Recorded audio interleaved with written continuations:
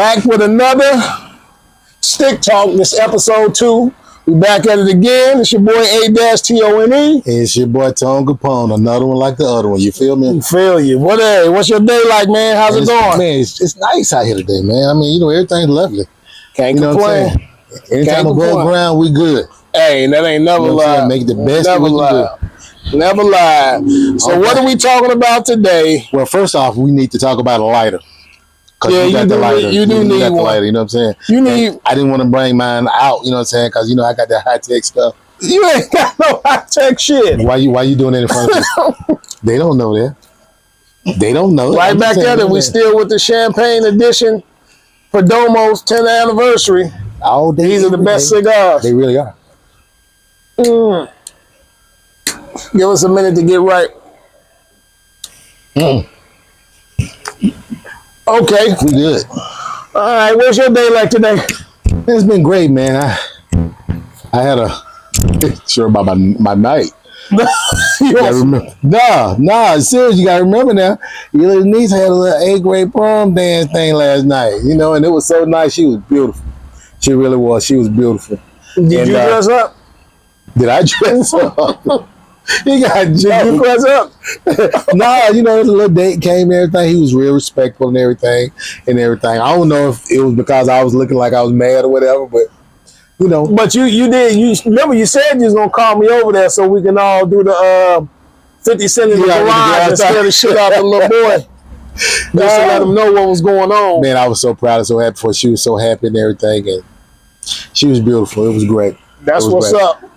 I want to say what's up to Miss B. We appreciate you being here again. That's right, sis. Thank you for your assistance. Appreciate you. All right, what we gonna get into? What questions we got today? Okay, today's episode is going to be on fatherhood. Fatherhood. Fatherhood, like in what aspect? Like raising your boys. Y'all both have boys, and I think it'd be a good thing to kind of talk about. Like, what advice would you give your younger self? My younger self wasn't shit, but what advice would I give?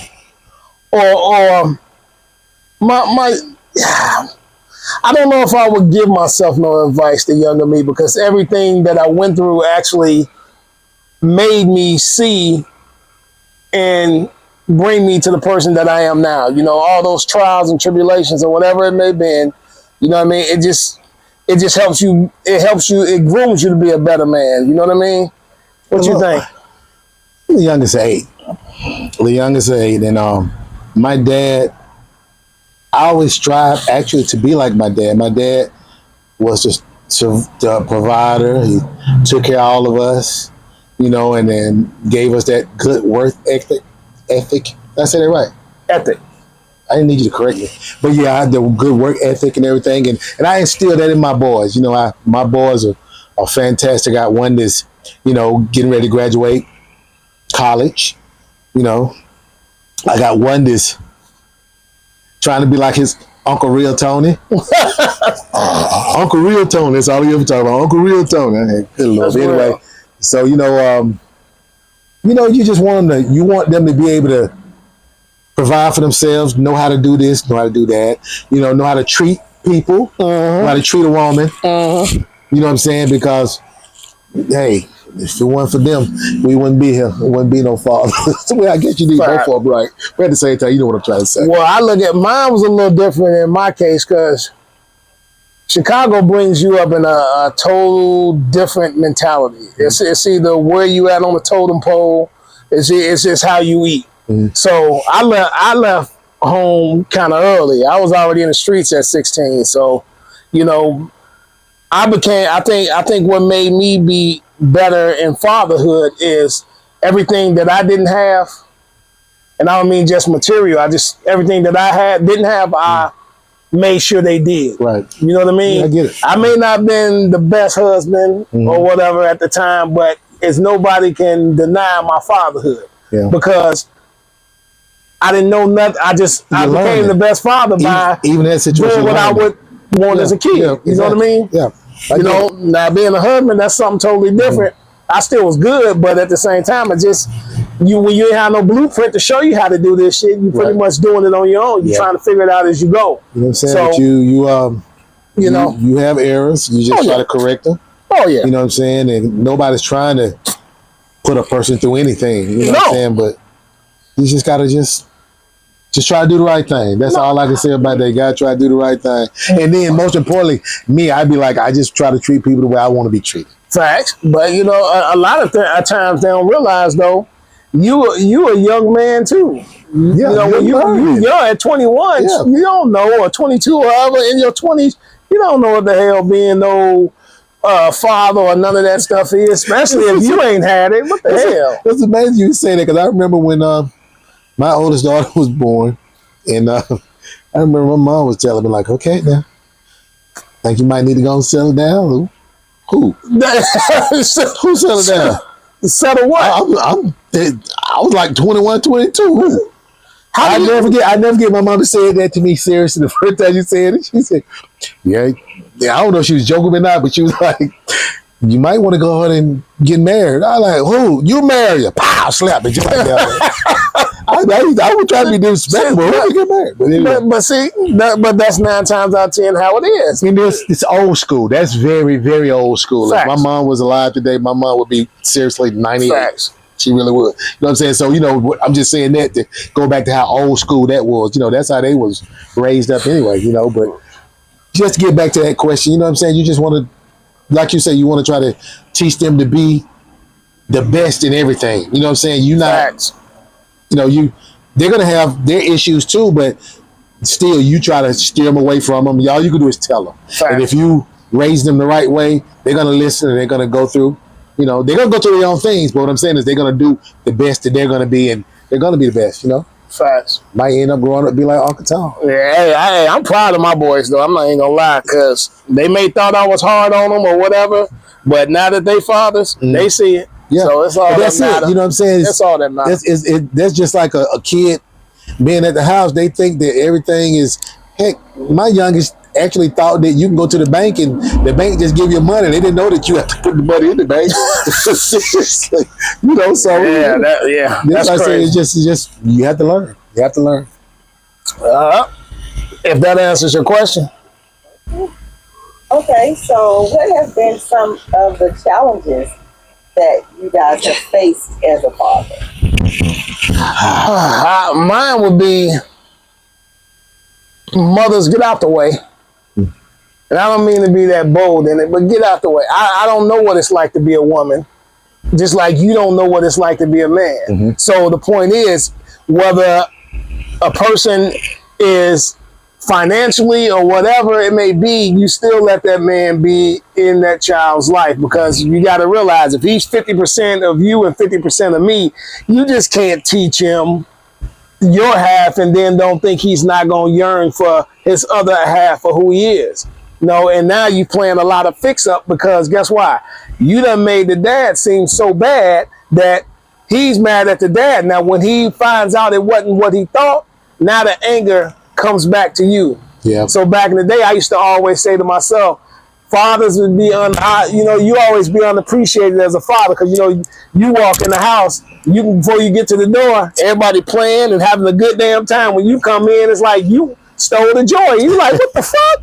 Why everybody went from cheesing and shit to when I walk in, you quiet. Because they they only look at you as the disciplinarian, and the mom get to give love. Mm-hmm. You know what I mean? And when anytime something bad go on, you the one. You know what I mean? Your dad gonna kick your now I'm the bad guy, so I ain't fun. Yeah, that's because whenever something comes up, that's the first thing they say. Mm-hmm. I'm gonna tell your dad. So then you wonder. The dad is the villain. You know what I'm saying? Until they get old enough, and then you understand. Like my dad told me, he said, you know what? I had snapped out on him. He said, you know what? When you live a little life, come back and holler at me. Mm-hmm. And I promise you, when I first got into my serious not understanding, I picked up the phone and he was like, come on down. Yeah. Once I learned the other side of me, sometimes I believe our moms could do no wrong to us. Yeah. You know what I mean? Mom do no wrong. And I was like, damn. But then once I heard the other side of the story, I was able to make my judgment off of that. Even though it didn't change much toward my mom, but I still love and respect her. But with my dad, it gave me a different sense of what was what. Mm-hmm. So just for any ladies, y'all take that in advice. Just remember that the way you treat them boys and tell them these things, you don't have to explain it whenever they come face to face with their fathers. And it ain't what you said when he tell the story like I did. I was like, hey, I started showing my son pictures of his graduations and all these little things he was doing. And he was like, how you get that? You see what I mean? But all in his mind, he anti-dad because he think you don't give a care because that's how moms be doing. You can't do that. It comes back on. One thing about that is that regardless of what, mom can't teach a boy to be a man. You see what I'm saying? So it's gonna be those times where it's to, you know, it's gonna be things that he's gonna need to know anyway. Facts. You know what I'm saying? But and it's not like I say, you know me. I'm on this side. I'm on both sides. Right. Mom is there. Mom is mom because I'm a mom's boy. You know what I'm saying? My mom. But I can tell. That's fine, and you can tell all you want. I'm sorry, y'all. He just threw me off. But anyway, like I said, oh yeah, bastard. But anyway, like I said, I was a mom's boy. You know what I'm saying? So of course you're gonna always be that protector for your mom. Facts. You know, and that's the way I was too. You know, but I was blessed through my whole life to have mom and dad both together, and you know, I had both sides of it. I seen how dad would work himself to the bone, you know, and just take care of the whole family. And my mom, you know, my mom's job was to be the home wife. You know what I'm saying? She took her to home. Pop got paid. He'd bring his check home, get her mom back then. Pop would keep a couple of dollars, and mama took care of everything. And see, that's how I am. You know what I'm saying? It's like my wife, she don't have to work. I mean, I'm not saying that, you know, everything would help, of course, but, you know, I'm just the way I was raised. So all I wanted her to do really is just take her to home. Anything we need to do, I'm going to try to go out and get it. But once again, we got to be on the same page. So, you know was you the stick with the candy head? No, you didn't just call me a sucker. I'm just joking. You just called me a sucker. I'm just joking. It's all right, though. I'm joking. Get your ass in. I had to mess with him, though. But yeah, but you know, it's fine. Fatherhood is a beautiful thing when you let a man be a part. Yeah.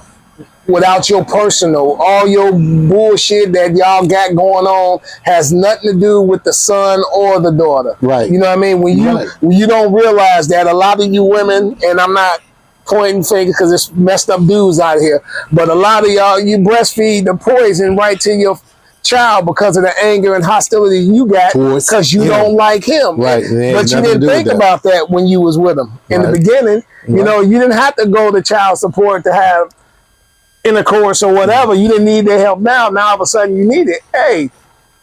That was cool. You said that intercourse. I try to be politically gangster. No, I would. I try to be politically gangster. Well, shit, I would have said. Yeah, I'm just saying. That's fatherhood. It's a beautiful thing, and there's nothing more better than seeing your kids grow and be fathers themselves or mothers themselves. And acquire everything they need in life. That's the best. You know what I'm saying? That's the whole point. It really is.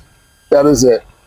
And you are a great father. I had to give it to you. Thank you. I appreciate that. For real. If I ain't nothing else, when I leave this earth, that's it. When this camera stops, you give me my $50 for saying that. You know what I'm saying? You gonna pay me too, huh? They know I shouldn't have did it, but they know you paid me. I appreciate it. Hey, look, I got 50 cents for you. 50 cents. You said 50. You didn't say 150. You're a bastard for real. That's right. Yeah. Real talk. What else you got for us? Okay, so what sacrifices have you guys made in the past that you're proud of today? Well, when I first got married and everything, I was making money. I was a stripper. I was making crazy money, and I gave it up. I gave it up to try to do. I'm just joking. That's some bullshit. Anyway, I just said. That's some bullshit. Man, you're on a telephone pole. Put it all in his ass. Just the thought is scary. Anyway, I just said. Oh, Lord have mercy. Oh, But go ahead. I done messed your whole other strap. He had spinners in his ass and shit. What did I give up? Honestly, I don't. Anything that I gave up, honestly, that I can't honestly recall right offhand is evidently it wasn't something I should have been doing or having in the first place, because everything I've ever done, I guess I had reason to do it, and I always tried to do it, for the right reasons. And it's kind of hard to just say right offhand, because that was a good question. Because if it come to me, I'll let y'all know. I would say, with me, it was more along the lines like we had me, Gerald, and Jamel. We had a couple contracts when it came to music to be able to go out, see the world, and do whatever. But always was in the back of my mind was, how I'm not that my dad didn't want to be involved, or I don't know what that scenario was, but I didn't want my kids to have that same, built up aggression and anger and shit, because they don't know that side. So to me, I sacrificed a lot of money to be a father. You know what I mean? And I don't regret it. But yeah, there's no regrets. I don't regret that. No, I don't regret it at all, because I still get more. I get a better feel just seeing them being fathers. So when I see them and my grandkids, and I just be like, yeah, bring them over. I give them all the candy. You know what I mean? Because I want them to go through what I went through. You know what I mean? Yeah. So I hype the kids up on candy. They go send them home and they just run all over. That's what I do. Yeah, I get it. That's what I do. I do it no, all but I really can't recall anything like that I gave up. I mean, I've worked all my life. You know what I'm saying? I've always worked. And I'm sure it's things that I could have done probably I can't even say that. I've always, anything that I ever wanted pretty much, I've got. Maybe I just didn't ask for a lot, or, but I have a good life. I feel like I have a good life. I mean, we all fall short when it comes to certain things, but yeah, I'm good. Yeah, I don't have no regrets neither. I love to see my grandkids, man, and seeing them be a father and because on your part you did something exactly, right. and then to see them, all the stuff I taught them as they use it with their kids. That's the best thing, it's nothing better than that. And I know it's even now being a father like that, you teach them even more. You really are. Yeah. Especially since you met me, because I done showed you so much stuff. And I don't even charge you. That's I ain't messing with him, man. But yeah, that's probably a sacrifice, but it's well worth it. But yeah, it is, you know what I'm saying? And this is the kind of stuff we're talking about, it's steak talk. You know what I'm saying? We just enjoying this, enjoying the conversation. Yeah, most definitely, you know what I'm saying? That's it? Anything else you got? So how do you guys feel like you could help other young guys that are coming up, growing up now, having, kids at a young age? Oh, God. Ooh. This is a new breed. This is a new batch. And the thing, it's a new batch. A lot of them come from no fathers. Yeah. So it's hard to tell them what they should and should do, because they're not gonna hear it. Your first line of defense is always, if you fear your parents, then you fear outside in the world things that you should and shouldn't do. But if you don't have that barrier that blocks you from keep you going further, without that, you're going to go do what you want to do, because you can't tell them it ain't cool to have fun. They got this microwave mentality. I want it now. This is this is that. And they ain't really caring too much about that. They don't. Kids today, guys, when I was younger, we was out there. But today, these kids, they're wild. they're so wild. I mean, like you talk about not having kids, and when I was younger, I didn't want kids, you know. But these kids now, they don't care, and if they do have them, they ain't taking care of them. No, you know what I'm saying? So you gotta be able to, if you want to talk to them, okay, the whole thing you want to tell them about protection. Their idea of protection is probably just pull the bed away from the wall. I'm just saying, you know. Don't let them hit the head. I don't know, but I'm just saying these kids today. Their idea of protection is the AR-15. Exactly. They right. Keep their hand on the trigger at all times. To them, they looking, and then you got to also look at the selection of young ladies is the same as the selection of young men, because they don't have moms that's showing them they friends with their moms. Yep, they're not mom and daughter. It's no line that's crossed. You know what I mean? Like when we grew up, we couldn't stand it. We couldn't even get in. You know, they grown folks talk. You couldn't even be in the same room. No. So now it's like it's just way different. Yeah. You know, so that's how I look at it, man. But hey, I pray for them. I pray for them, and the best thing that I could do was make sure my sons and daughters have their head on right, so that next generation of my family continues to grow on straight. You can't take care of the world if your household ain't in order. So, you know, be the best human you can be and teach yours to be the same. That's facts. It. So, have you guys ever had to deal with child support and being in the system? No, is that the end of it? See, he haven't. I have none of it. Now I can write a book on that shit. Yeah. Only child. Now, I can write a book on it. You know, only child support I had to deal with was a couple times that I borrowed a couple dollars from my daughter and I had to pay her back. You know, no. The thing with child support, man. It's I think with child support, they should set it up totally different. I think every woman that's getting child support, that money should go into a separate account that they're only able to buy food, clothes, and stuff like that.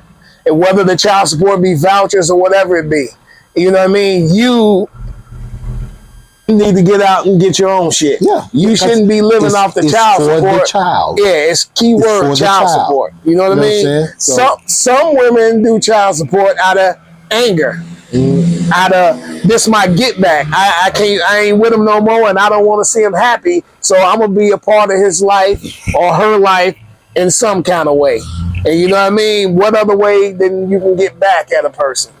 You know what I mean? And that's the part that I don't like. It's some that are very vindictive. Yeah, that's the part I don't like. You know what I mean? And it's a lot of them that even say it. Yeah, you know what I mean? And you know, but you know, when it comes to that, I guess I've just been, not had to deal with that. Thank God. Yeah, it's a blessing. It's a blessing. Because that's crazy. Because 9 times out of it, it's get back. Yeah, that's unless it's anyway. It's get back. Because if you got a real father or whatever, he's gonna take care of his kids anyway.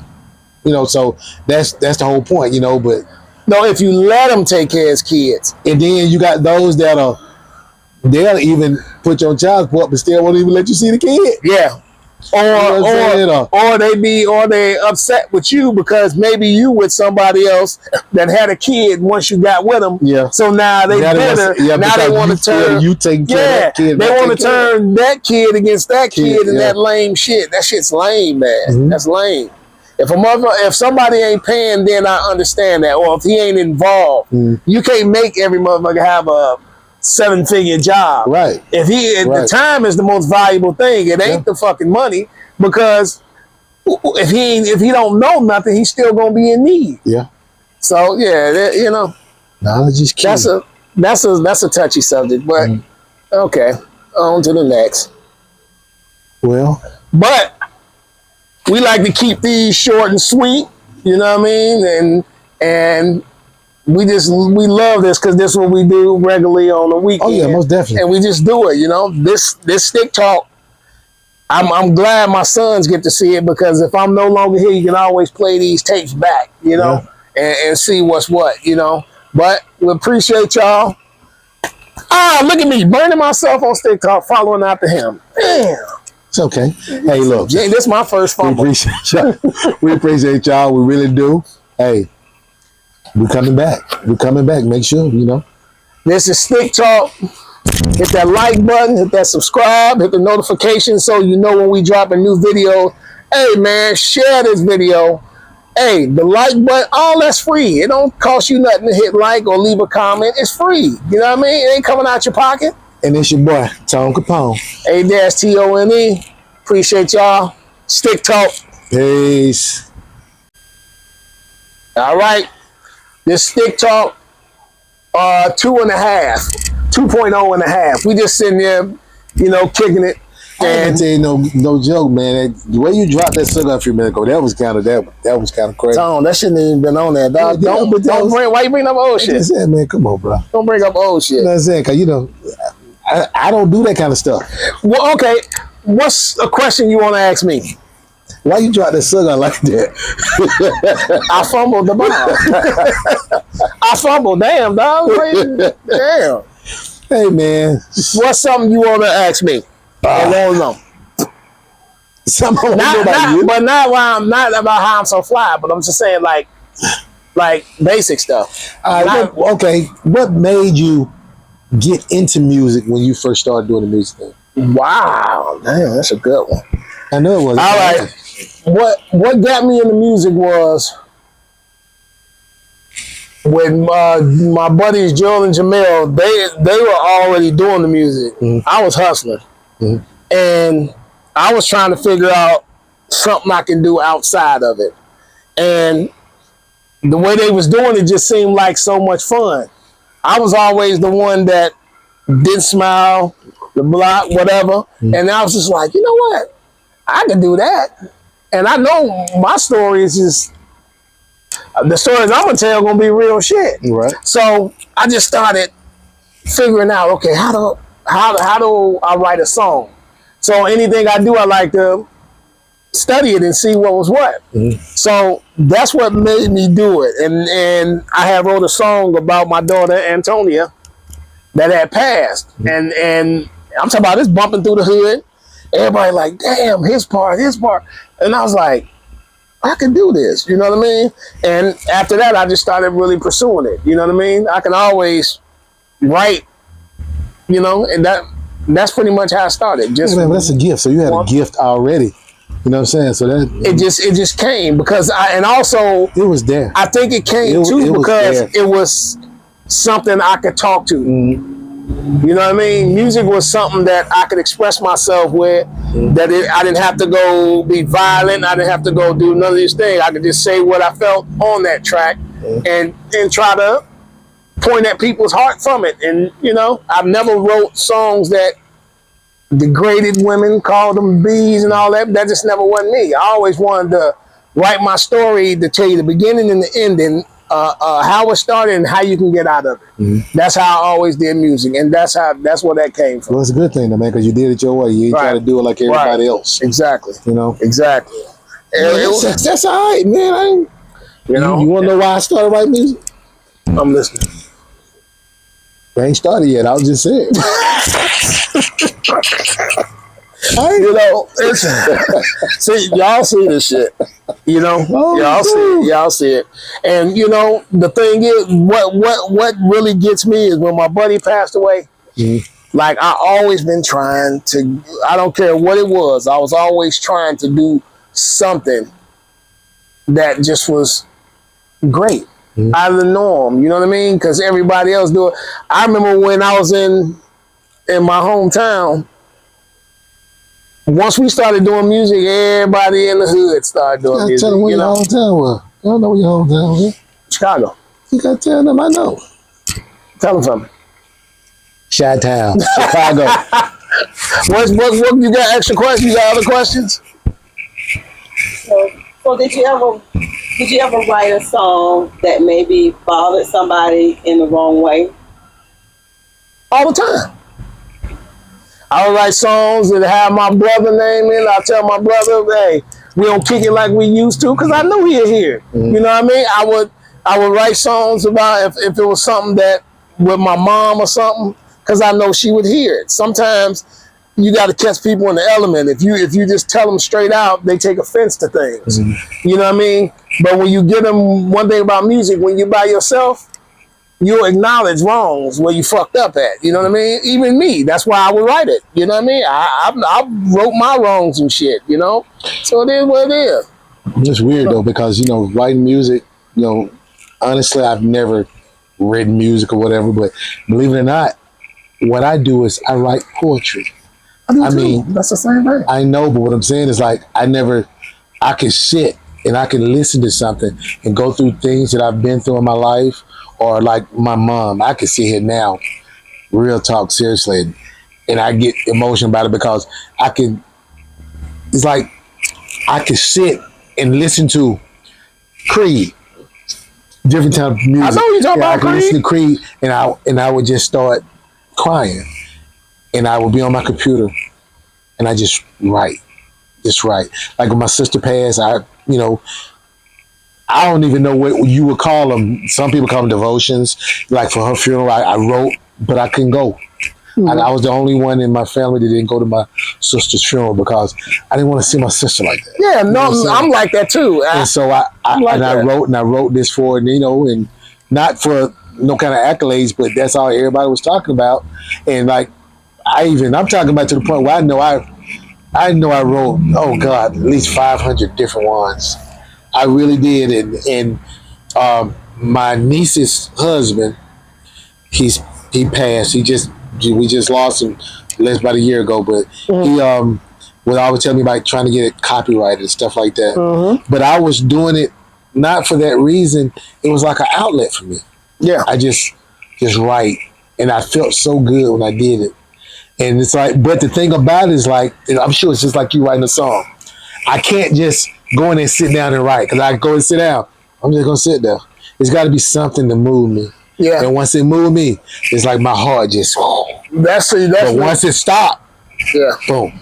It's like it's like with me, I can sit around and it could be a beat that I can hear that'll strike an emotion to make me want to write something. You know what I mean? It's been times I was sitting down at the computer and a whole song come to me. And I recorded that whole song, cut the whole fucking music off, and ran upstairs and went to sleep. Because because it threw me off. I knew what it was. I'm like, whoa, it scared me. You know what I mean? Because one thing that I learned about music or poetry or whatever, when you get out of the way, if you move out of the way and let God work through you, it comes right through. Exactly. It's like a funnel. You don't even know how. But the moment it turns off is when I start to think. Because it pauses it. That means I'm doing it. Yeah. You see what I mean? And that's the coolest part, because like you just said, you know what? I could sit down and just let it go. When it come at me, I just sit and just let it come out. Just sit. And I'm talking about, I honestly sit there and I'm weeping and I'm just writing. But it's like, if I write, like you just said, I write and I stop and I try to go back and change something, to me it wasn't right. No, it wasn't right. Because it's you. Because I'm trying to change something. You can't do it. You can't do it. Yeah, but music, music was a lifeline for me, man. Like, all the stuff that I felt, I just threw it in the music, man. And that's a gift. People don't realize it, man, because we take so many things for granted. Because certain things do come to us easy, but we take it for granted. Just like God give you a gift, believe it or not, you can lose it if you don't use it. Oh, that's facts. You know what I'm saying? That's fact, man. Listen, that's facts. That's why, like that's I say, facts. Like I say, right at this point right now, that's what I'm trying to tell you. You need to just keep being who you is, because God done bless you. Facts. I'm sitting right here by you. Damn. This see how a motherfucker can take you agree? You agree? You agree? See, it's like a motherfucker who has a good poignant point, you know what I mean? And they got you on the rope, and then they say some bullshit, and it's like the music scratch. Like, what the hell, man? A-T-O-N-E. I'm just being y'all don't. That's it. This dude. You got anything else? Anything else? Well, one of the trending topics that came up yesterday or the day before was about Shaunie O'Neal's new book, and she was the wife of Shaquille O'Neal. You know, so now she's remarried. Her new husband is a pastor. Bullshit. And so in her new book, she mentioned that this is one of the things that they were talking about on the radio and on social media. But they were saying, well, she said in her book that she don't think that she ever really loved him. Even though, you know, they were married, you know, they had kids, they were together, you know, for a long time. All those big old checks would come in. Okay, I'm sorry. Shaunie full of shit. Yeah. So what do you guys think about that? Shaunie full of shit.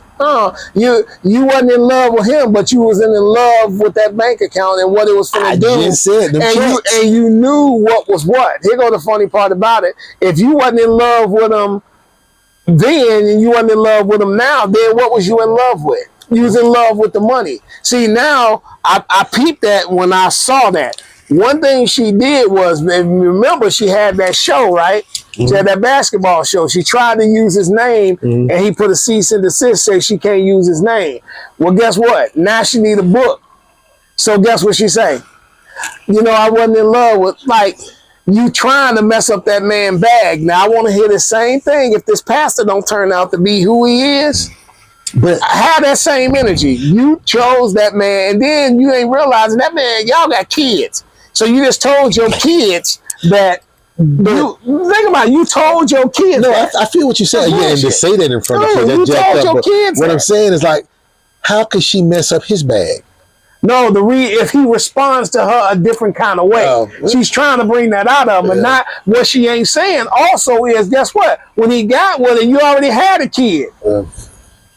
He raised your first son, Miles or whatever his name is. He raised your first son. So was you in love with him then when he was raising somebody else's kid?